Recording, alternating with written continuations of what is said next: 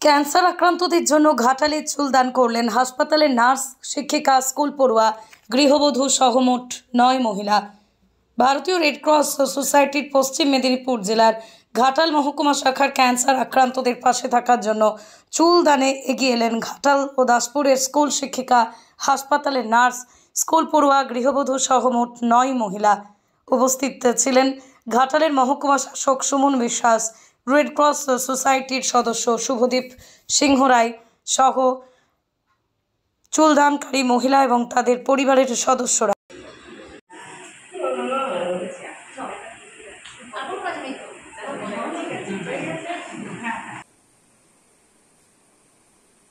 আর আপনাদের বাড়ি কি ঘাটালে? দুজনেরই বাড়ি?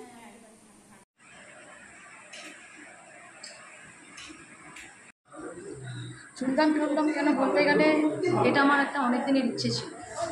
আমি ক্যান্সার রোগীদেরকে কিছু চুলদান করব পাশে থাকার জন্য।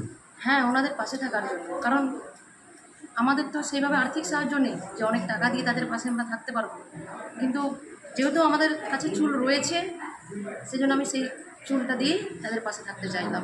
কিভাবে যোগাযোগ করেছিলেন? যোগাযোগ করেছিলাম আমি এসডিও স্যারের মাধ্যমে এখানে যোগাযোগ করি। সমাজের উদ্দেশ্যে কি বলবেন? সমাজের উদ্দেশ্যে একটা কথাই বলবো, মানুষের পাশে থাকুন, সমাজের কাজে এগিয়ে আসুন। শুধুমাত্র ক্যান্সার পেশেন্টদের দিকে সাহায্য করার জন্য এগিয়ে আসতে হবে এরকম কোনো ব্যাপার না।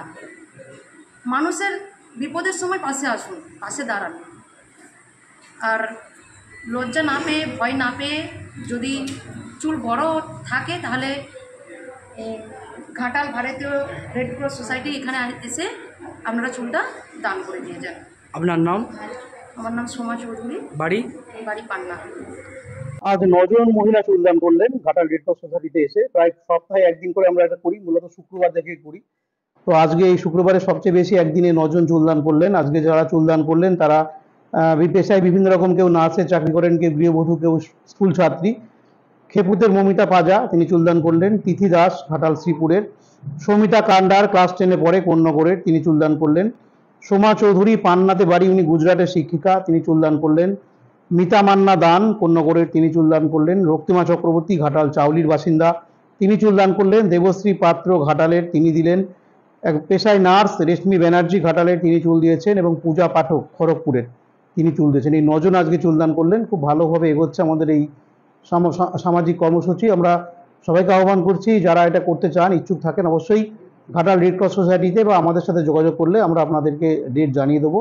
আপনার এই চুল দিয়ে ক্যান্সার রোগীদের জন্য উইক তৈরি হবে, পরচুলা তৈরি হবে। কোনো মহিলা, ক্যান্সার আক্রান্ত মহিলা যার রেডিয়েশন চলছে, তার মাথাতে শোভাবর্ধন করার জন্য এই উইকগুলি কাজে লাগে। এগুলি বিনামূল্যে মদত এনজিও যেখানে আমরা পাঠাই সেখান থেকে বিনামূল্যে উইক দেওয়া হয়।